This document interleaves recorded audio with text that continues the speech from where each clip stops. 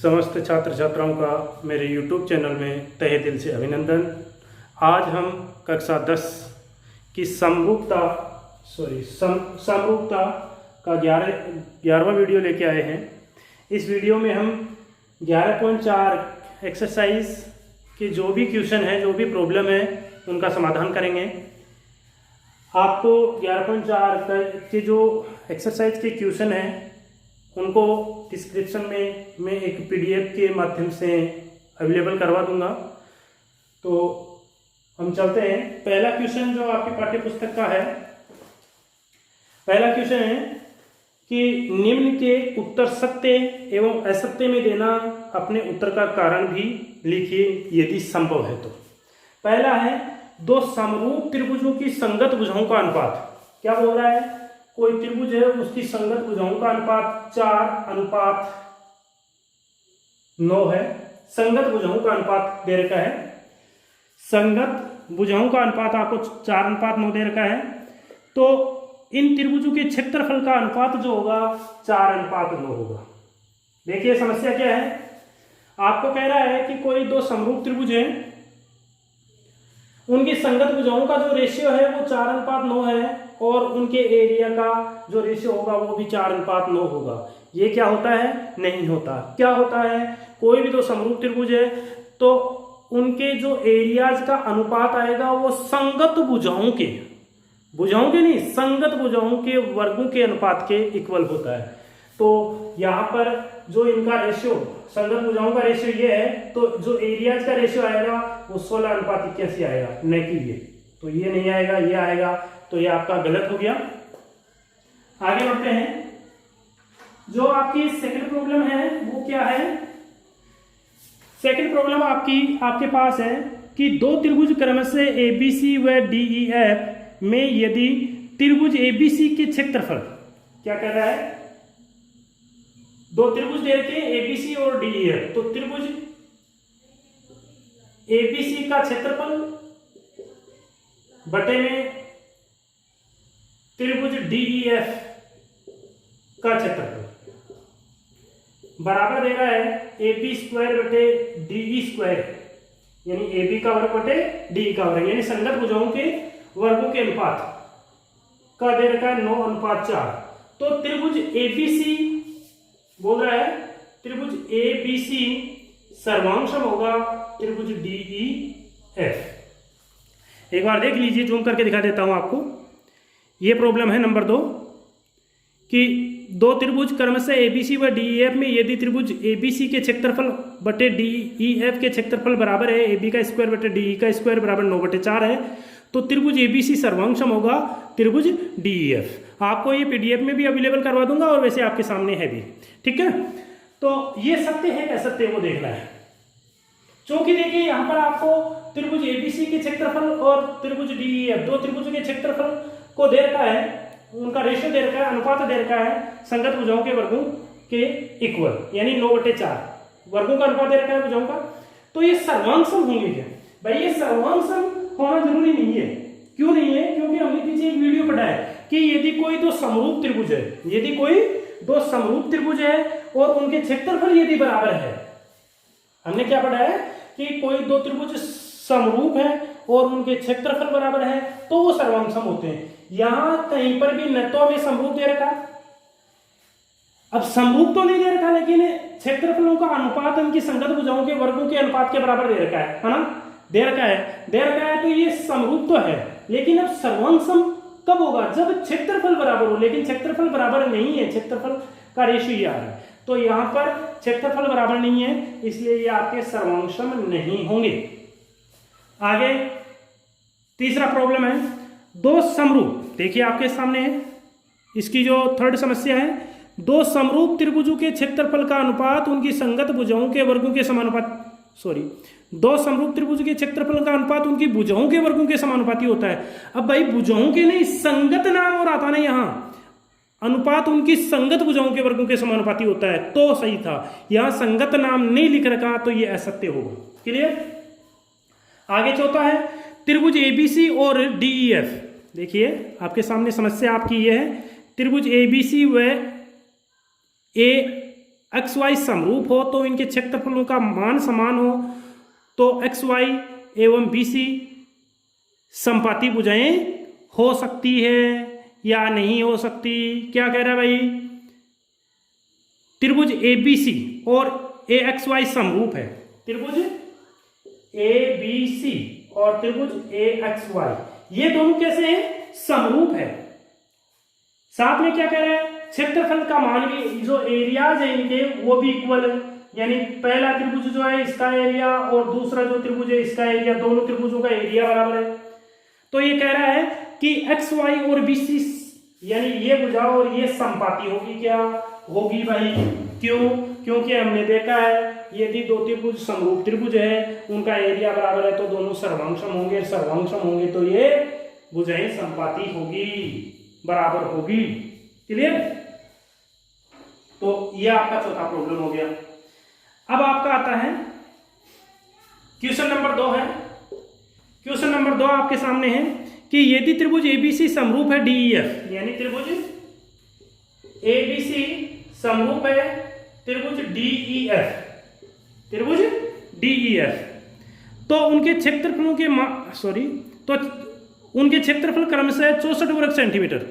देखिए ये दे रखा है क्षेत्रफल 64 वर्ग सेंटीमीटर और 121 वर्ग सेंटीमीटर, यानी इसका जो एरिया है 64 वर्ग सेंटीमीटर है और इसका 121 वर्ग सेंटीमीटर है।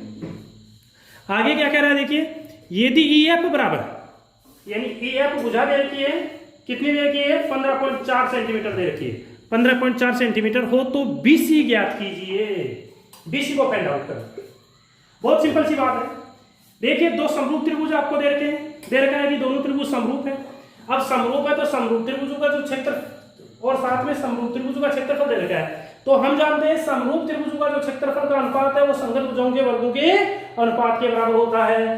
तो लिख रहा हूं area of triangle A B C बटे में एरिया ऑफ ट्राइंगल डीईएफ बराबर होगा क्या, देखिए ईएफ भुजा आपको दे रखी है, ईएफ कौन सी है, ये है, तो इसके संगत कौन सी होगी, बीसी होगी ना, तो बीसी का वर्ग बटा ईएफ का वर्ग होगा ये। भाई क्लियर है, हमने पहले पढ़ी है कि कोई दो समरूप त्रिभुज है तो उनके क्षेत्रफलों का अनुपात उनकी संगत भुजाओं के वर्गों के अनुपात के बराबर होता है, तो ये मैंने लिख दिया। अब इस त्रिभुज एबीसी का एरिया कितना है, 64 है और इसका कितना है, 121 है, बराबर यहां पर बीसी का वर्ग बटे में ये क्या है, 15.4 का वर्ग ये होगा। अब मैं यदि दोनों तरफ यहां वर्गमूल ले लूं तो 64 का वर्गमूल कितना हो गया, 8 हो गया, 121 का 11 हो गया, बराबर बीसी बटे 15.4। तो यहां से बीसी बराबर कितना हो गया, बीसी बराबर आपका यहां से ये अजरगुणक हो जाएगा, तो 8 गुणा 15.4 बटे में 11 हो गया। अब यहां से 11 से कट जाएगा, 11 कम 11, 4 बच गया 44, 14, 8 चौक 32, हासिल की 3, 8, 112, तो कितना हो गया, बीसी जो भुजा हुई 11.2 वर्ग सेंटीमीटर हो गई। कितनी हो गई, 11.2 वर्ग सेंटीमीटर आपकी बीसी भुजा हो गई। तो यह आपका क्वेश्चन जो 2 है इसको उतार लीजिएगा। आगे बढ़ते हैं।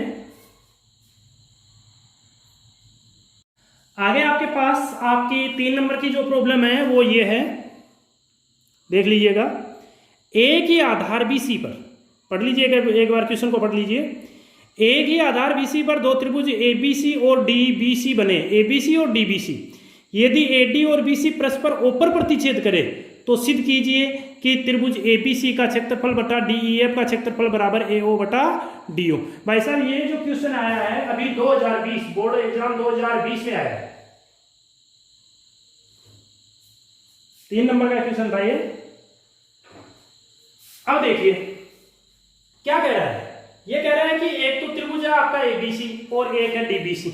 एक तो त्रिभुज एबीसी है, एक डीबीसी है, दोनों एक ही आधार पर बने हैं। तो चलो मैं बनाता हूं, ये मेरा बीसी आधार है, यहां पर एक त्रिभुज में ये बना देता हूं, ये हो गया मेरा त्रिभुज एबीसी। अब इसी बीसी आधार पर एक त्रिभुज डीबीसी बना है, तो ये लीजिए मैं एक अन्य त्रिभुज डीबीसी बना देता हूं, ये लो, तो ये 2 त्रिभुज हो गए। अब ये कह रहा है कि एडी को मिलाने वाली जो रेखा है वो बीसी को ऊपर प्रतिच्छेद करती है। तो ये लो साहब, थोड़ा ये लीजिए, तो क्या हुआ, ये ऊपर प्रतिच्छेद कर रही है। ठीक है, तो अब आपको ये बताना है कि त्रिभुज एबीसी का जो क्षेत्रफल है एओ बट्टा त्रिभुज एबीसी का क्षेत्रफल बटे त्रिभुज डीबीसी का, यानी ऊपर वाले और नीचे वाले दोनों त्रिभुज के क्षेत्रफल का जो अनुपात है वो एओ बट्टा डीओ है। ये चीज आपको सिद्ध करनी है। बहुत ही सिंपल सी बात है। यहां पहले आप दोनों त्रिभुजों को यानी यहां समरूपता लगाओगे और फिर इसको सिद्ध करोगे। तो एक काम करता हूं, देखिए मैं यहां से ए शीर्ष से ये एक लंब डाल देता हूं ए एन, ये लीजिए, और एक इस डी शीर्ष से सामने वाली भुजा बीसी पर लंब डाल देता हूं एन, ये लीजिए। ठीक है, तो सबसे पहले दिया हुआ क्या है वो लिख दीजिए। तो सबसे पहले हमें दिया है त्रिभुज ए बी सी व त्रिभुज डी ई एफ डीबीसी एक ही आधार बीसी पर बने हैं तथा एडी व बीसी एक दूसरे को ओ पर प्रतिच्छेद करते हैं। ये भैया आपको दिया हुआ है, सिद्ध क्या करना है, तो सिद्ध करने वाले में ये लिख दीजिए, सिद्ध करना है। ये दिया हुआ है, ये सिद्ध करना है। अब यहां पर आपको रचना करनी है। अब अभी आपने रचना की है, मैंने आपको बताया था। रचना में आपने क्या किया था, ए शीर्ष से बीसी पर लंब यानी ए एल लंब बीसी व दूसरा क्या है डीएम लंब बीसी खींचा। ठीक है, अब हम यहां प्रूफ करेंगे इसको। बहुत ही सिंपल प्रूफ होने जा रहा है। देखिए क्या प्रूफ करेंगे।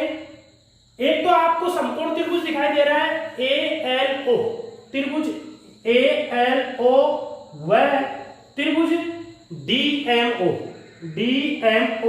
में, इन दोनों में देखिए क्या है, आपको क्लियरली दिखाई दे रहा है कि कोण ए एल ओ बराबर है कोण डीएमओ बराबर 90 डिग्री। कहां से आया भाई, रचना से आया। कहां से आया, रचना से आया। साथ में आपको दिखाई दे रहा है कोण ए ओ एल बराबर है कोण एम ओ डी। ये बराबर क्यों है, ये शीर्षाभिमुख कोण है।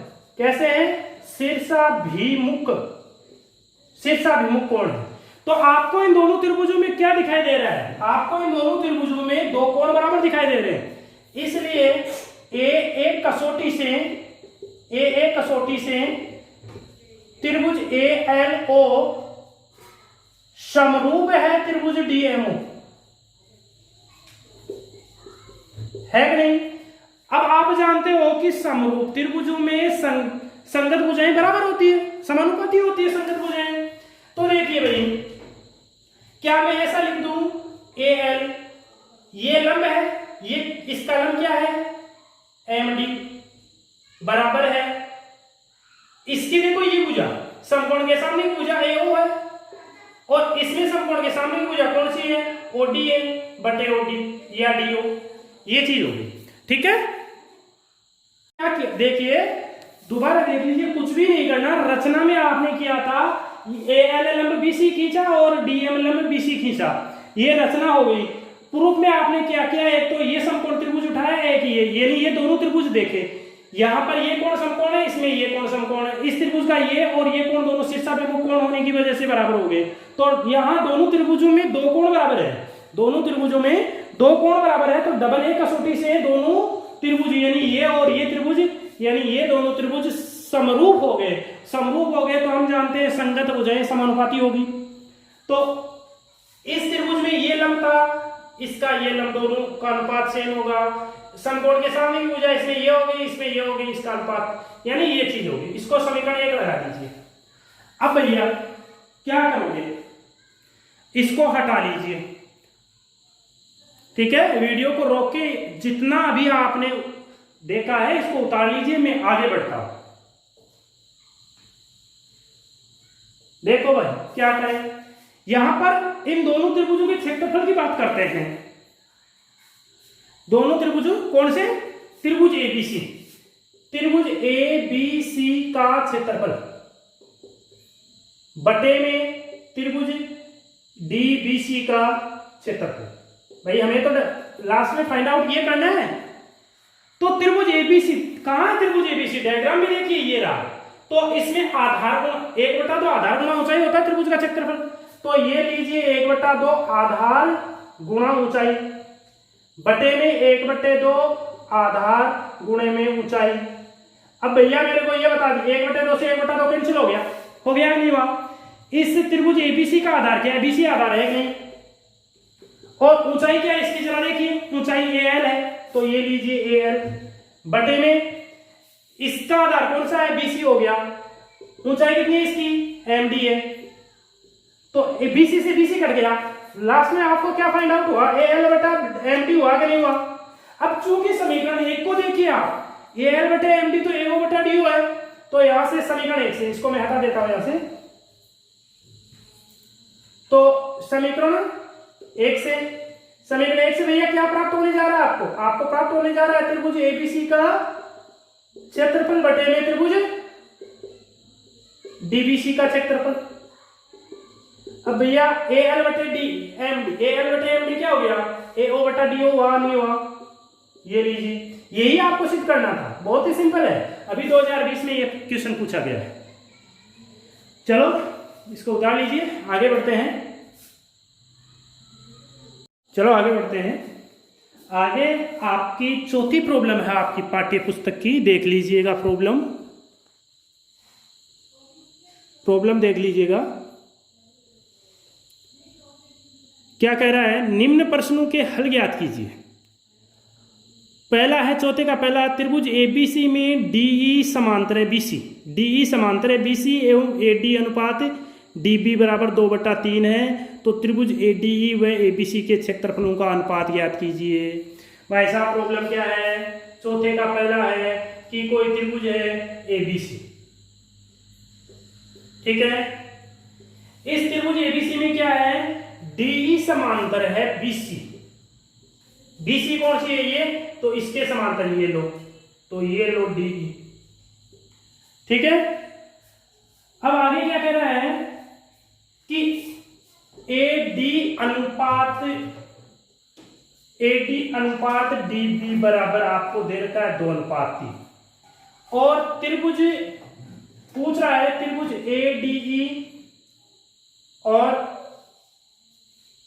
त्रिभुज एबीसी के क्षेत्रफलों का अनुपात पूछ रहा है। प्रॉब्लम समझ में आ जानी चाहिए, कोई डाउट नहीं होना चाहिए प्रॉब्लम में। देखिए क्या कह रहा है, एक कोई त्रिभुज एबीसी है, इस त्रिभुज एबीसी में बीसी समांतर डीई है और एडी कौन सी होगी, ये होगी क्या, ये भुजा और ये डीबी भुजा का अनुपात 2/3 है, 2:3 है। तो इनके क्षेत्रफलों का अनुपात आपको फाइंड आउट करना है। सिंपल सी बात है भाई। आप ये तो कह नहीं सकते कि इस त्रिभुज में ये भुजा इसके समांतर है, ये भुजा इसके समांतर है तो ये समरूप हो गए, नहीं कह सकते। नहीं कह सकते तो आप क्या कह सकते हो फिर, सबसे पहले इन दोनों त्रिभुजों को समरूप बताइए आप, फिर बात करेंगे आगे चल के। देखिए भाई, त्रिभुज ए बी सी व त्रिभुज ए डी ई में देखो क्या चीज है, आपको क्लियरली पता है कि ये दो समांतर रेखा है, यानी डीई समांतर बीसी है कि नहीं है। चलो मैं यहां ए डी ई लिख दूं, ए डी ई कोई दिक्कत नहीं है वैसे। डीई समांतर है बीसी, दे रखा है अगले ने। अब समांतर है तो हम जानते हैं कि जब कोई दो समांतर रेखाएं हैं ऐसे और एक तिर्यक रेखा काटती है तो संगत कोण बराबर होते हैं। तो यहाँ पर कोण बी और कोण डी आपस में बराबर हुए कि नहीं, तो कोण डी बराबर हो गया कोण बी के, और एंड कोण ई बराबर हो गया सी के, कोण ई बराबर हो गया कोण सी के। संगत कोण है, क्यों हो गए, संगत कोण है, संगत कोण की वजह से बराबर हो गए। तो इसलिए ए कसौटी से ए कसौटी से क्या हो गया, त्रिभुज एडीई समरूप हो गया त्रिभुज क्या, बोलिए एबीसी, समरूप हो गया। अब समरूप हो गया तो समरूप हो गया तो हम जानते हैं इनके क्षेत्रफलों का जो अनुपात होगा, क्षेत्रफलों का जो अनुपात होगा वो संगत भुजाओं के वर्गों के अनुपात के बराबर होगा। अब संगत भुजा अपने पास है नहीं, संगत भुजा कौन सी होगी, एडी और एबी संगत होगी। तो चलो एक काम करते हैं, चूंकि दिया है, क्या दिया है, एडी बटे डीबी बराबर 2/3 दे रखा है। एक सेकंड इसको मैं विपरीत करता हूं, विपरीत करूंगा तो डीबी बटे डी एडी कितना हो जाएगा, 3/2 हो गया। दोनों में 1 जोड़ दूं तो डीबी बटे एडी प्लस 1 बराबर हो गया 3/2 प्लस 1। तो ये क्या हो गया, डीबी प्लस एडी बटे में एडी बराबर क्या हो गया, अरे भाई ये लघुत्तम ले लिया, यहाँ पर एडी लघुत्तम आ गया, यहाँ पर लघुत्तम 2 आएगा तो ये 5/2 हो गया।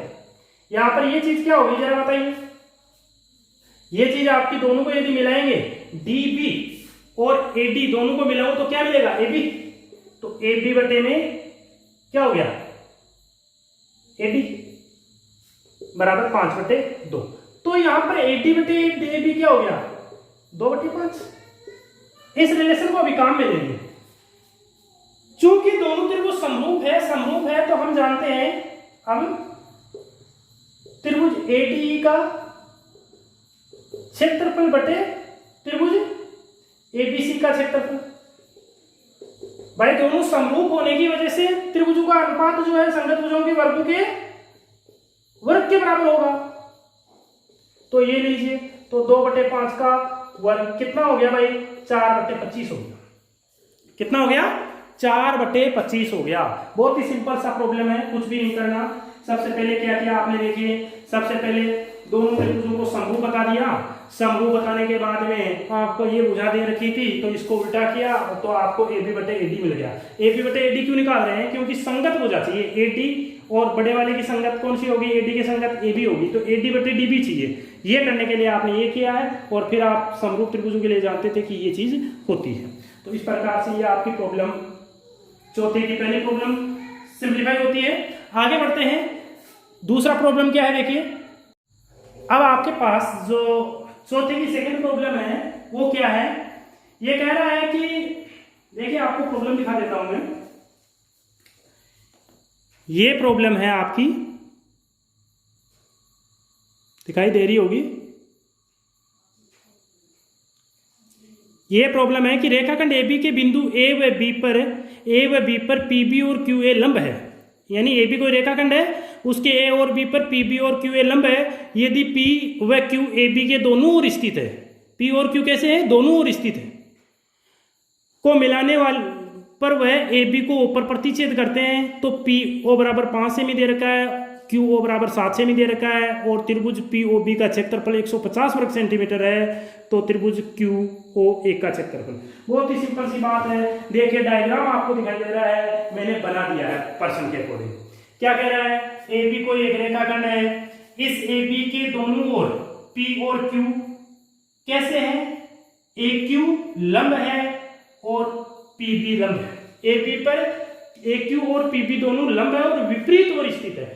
अब इस P और Q को मिलाने वाली रेखा AB को ऊपर प्रतिच्छेद करती है। साथ में आपको दे रखा है कि OP बराबर 5 सेमी है और OQ बराबर 7 सेमी है और इस त्रिभुज का क्षेत्रफल दे रखा है 150 वर्ग सेंटीमीटर, इसका पूछ लिया। आप खुद कर सकते हो।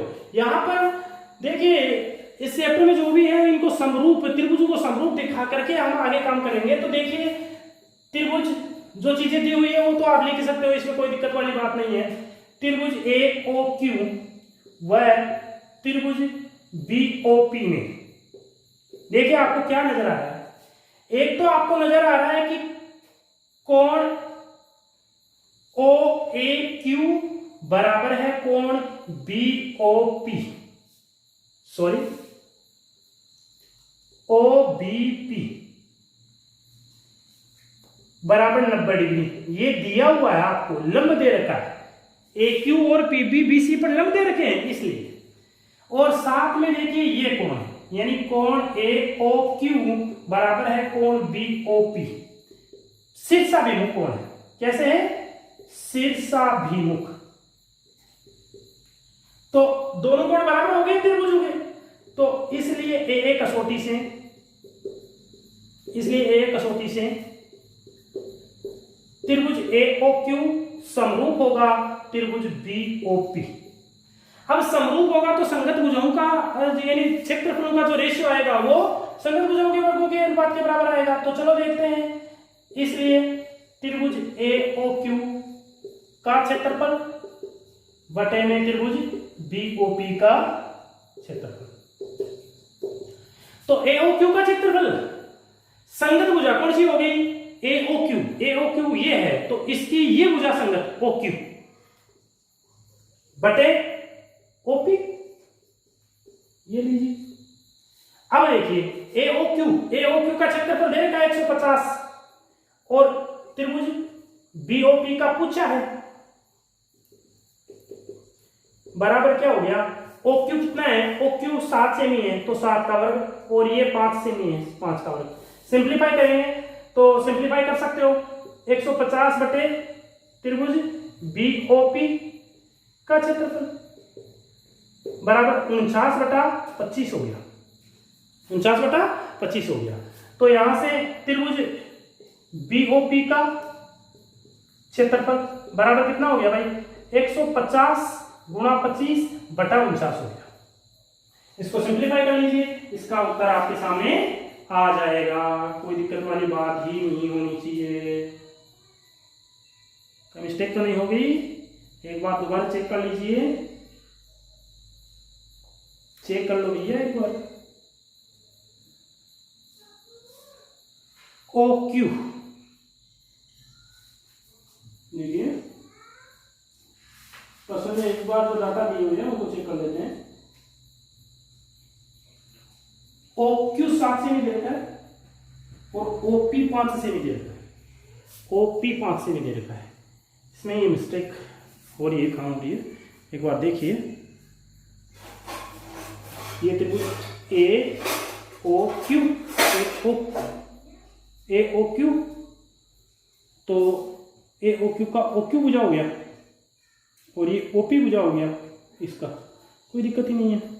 49 बटा 25 तो 25, यहाँ कोई कुछ मिस्टेक कहाँ हो रही है देखिए।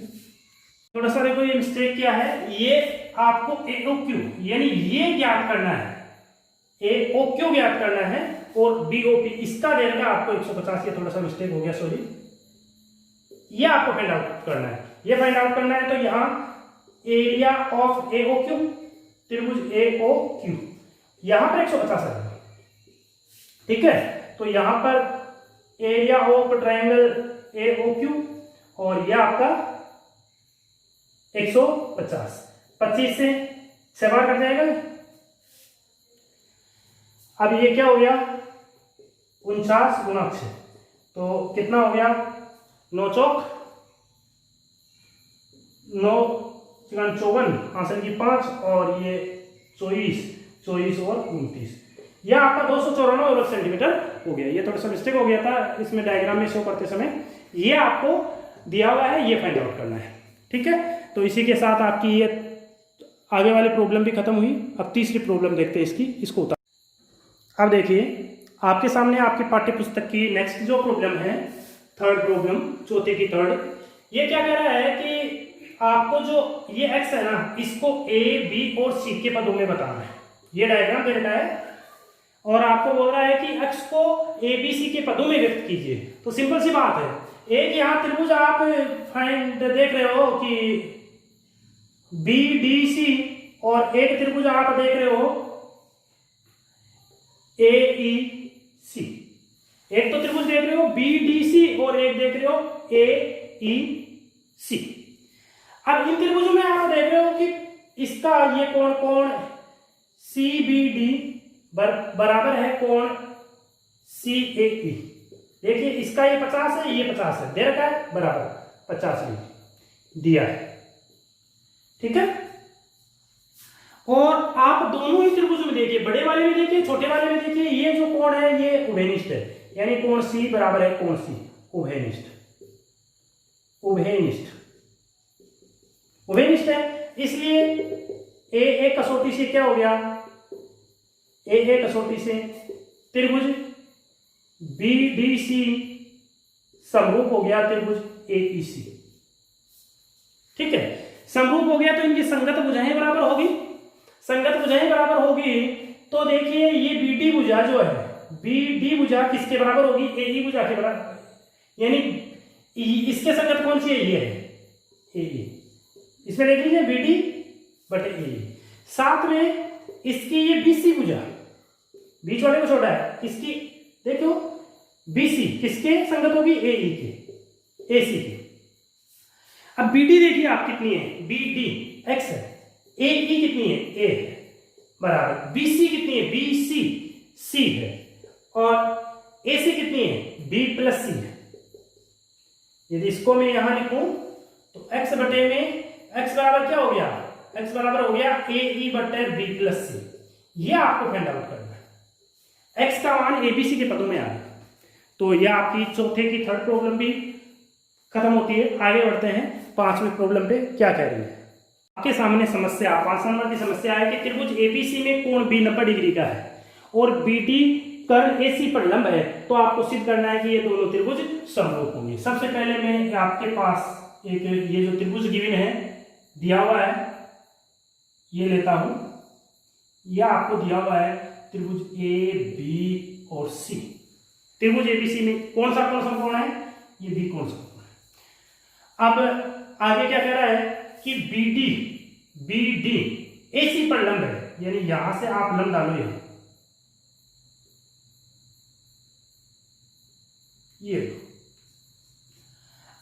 तो आपको सिद्ध क्या करना है, आपको सिद्ध करना है कि त्रिभुज ADB यानी ये त्रिभुज समरूप है किसके, BDC। B देखो क्या है, BDC, ये आपको सिद्ध करना है।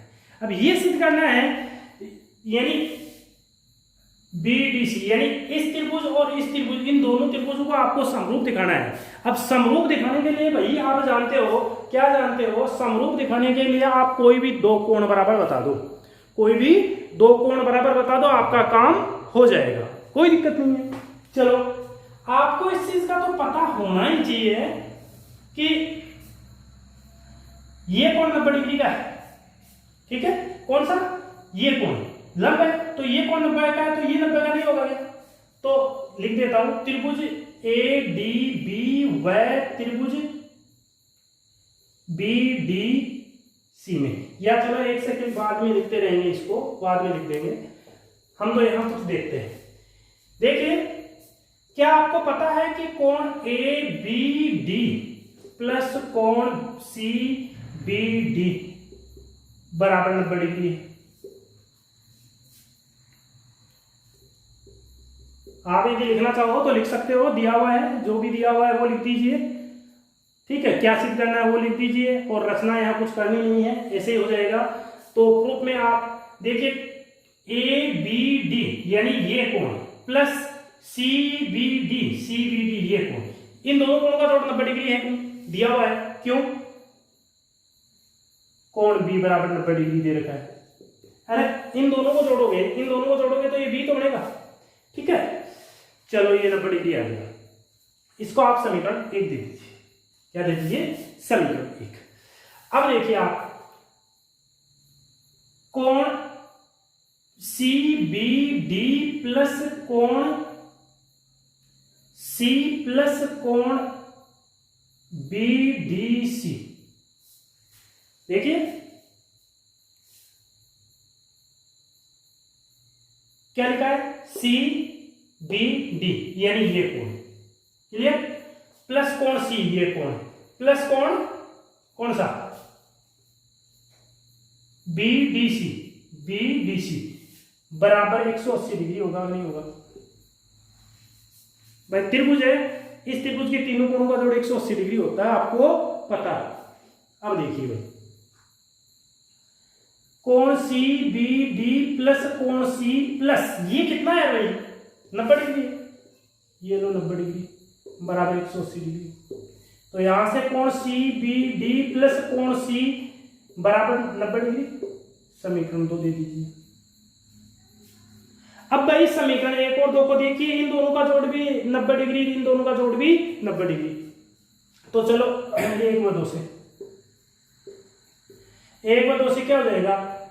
कोण ABD प्लस कोण CBD बराबर होगा कोण CBD प्लस कोण C। तो CBD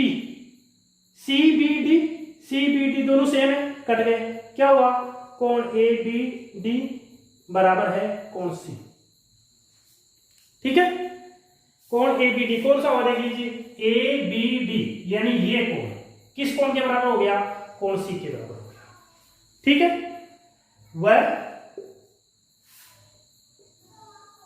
देखिए ये कोण बराबर हो गया। और आपको पता है कोण ADB बराबर है कोण CDB बराबर 90 डिग्री। ये आपका किससे हो गया? दिया है, यानी आपको दे रखा है AC, सॉरी आपको क्या दे रखा है? आपको दे रखा है BD लंब है AC पर, ये चीज दे रखी है। जब ये लंब होगा तो ये 90 डिग्री है, तो ये भी 90 डिग्री। इसलिए क्या हो गया? इसलिए एक कसौटी से क्या हो गया? त्रिभुज भाई इसका ये कोण 90 डिग्री, ये कोण, ये दोनों आपस में 90 डिग्री हो गए। ये और ये कोण आपने ये दिखा दिया, ये आपस में बराबर है। तो डबल ए कसौटी से, यानी ये दोनों कोण बराबर हो गए दोनों त्रिभुजों में। तो डबल ए कसौटी से क्या हो गया? त्रिभुज ADB समरूप हो गया त्रिभुज BDC। यही आपको सीखना, बहुत सिंपल सी प्रॉब्लम है। आगे बढ़ते हैं, उतार लीजिएगा इसको। देखिए अब आपकी जो लास्ट 6 नंबर की प्रॉब्लम है, इसको थोड़ा बता देते हैं। ये कह रहा है कि कोई एक वर्ग है ABC, इस वर्ग की एक भुजा है, इस भुजा पर एक समबाहु त्रिभुज BCD बना दिया, और साथ में इसका जो विकर्ण है इस पर एक समबाहु त्रिभुज AEC बना दिया या ACE बना दिया। अब ये कह रहा है कि इस भुजा पर बने त्रिभुज का जो क्षेत्रफल है इस विकर्ण पर बने त्रिभुज के क्षेत्रफल का आधा होगा। ये चीज सिद्ध करनी है। तो ये चीज सिद्ध करनी है, तो क्या करें? ये चीज सिद्ध करनी है आपको। देखिए प्रूफ में क्या करना है, कुछ भी नहीं है, बहुत ही सिंपल सी बात है। ये समबाहु त्रिभुज है, ये भी समबाहु त्रिभुज, ये समबाहु त्रिभुज है तो इसके तीनों कोण कैसे 60-60 डिग्री के। ये समबाहु त्रिभुज है तो इसके तीनों कोण कैसे 60-60 डिग्री के। दोनों समबाहु त्रिभुज होने की वजह से दोनों समरूप हो गए कि नहीं? ट्रिपल ए कसौटी से तीनों कोण बराबर है 60-60 के हैं, तो दोनों समरूप हो गए। अब हम जानते हैं कि समरूप त्रिभुजों के क्षेत्रफलों का अनुपात संगत भुजाओं के वर्गों के अनुपात के बराबर होता है। तो इस छोटे वाले त्रिभुज का, इस त्रिभुज का आधार BC है और इस बड़े वाले का आधार AC है, तो BC का वर्ग बटा AC का वर्ग हो गया कि नहीं हुआ? अब चूंकि हम जानते हैं वर्ग में विकर्ण बराबर होता है 2 गुना रूट 2 गुना भुजा होता है, तो यहाँ विकर्ण आपका इसका AC है और भुजा BC है, तो BC बटा AC 1/√2 हो गया कि नहीं हुआ? तो BC बटा AC की जगह 1/√2 लिख दिया, वर्ग किया 1/2 आ गया। अब आपका ये इधर गुना हो जाएगा, तो ये आपका सिद्ध हो गया। बहुत ही सिंपल सी चीज है, क्वेश्चन बढ़िया है, एग्जाम में आ सकता है। तो इसी के साथ आपकी पाठ्य पुस्तक की सभी जो प्रॉब्लम है 11.4 की खत्म हो जाती है। तो आपको इस समरूपता टॉपिक पर किसी प्रकार की कोई दिक्कत है तो आप प्लीज़ कमेंट बॉक्स में जाके कमेंट कीजिए, या मेरे व्हाट्सएप नंबर जो आपको डिस्क्रिप्शन में दिए गए हैं उन पर आप कोई भी समस्या है उसको डाल दीजिएगा, उसका समाधान मैं निश्चित ही आप तक पहुंचाऊंगा। अब हम जो नेक्स्ट वीडियो आएगा उसमें हम ज्योमेट्री पर चर्चा करेंगे, निर्देशांक ज्यामिति, कोऑर्डिनेट ज्योमेट्री पर चर्चा करेंगे। तो उस टॉपिक पर चर्चा करने से पहले आपसे रिक्वेस्ट करना चाहूँगा कि आप प्लीज़ उस टॉपिक को यानी निर्देशांक ज्यामिति के बारे में कुछ बुक में जरूर पढ़िएगा, ताकि आपकी बहुत ही शानदार समझ में आ सके। और साथ ही साथ आपसे अनुरोध करूँगा कि आप मेरे चैनल को ज़्यादा से ज़्यादा शेयर कीजिए ताकि सभी ज़रूरतमंद लोगों तक ये पहुंच सके, और ज़्यादा से ज़्यादा इसको सब्सक्राइब करवाइए। Thank you. इसी सोच के साथ आज इतना ही विदा लेंगे। आज के लिए सफिशिएंट है इतना। Thank you. अलविदा।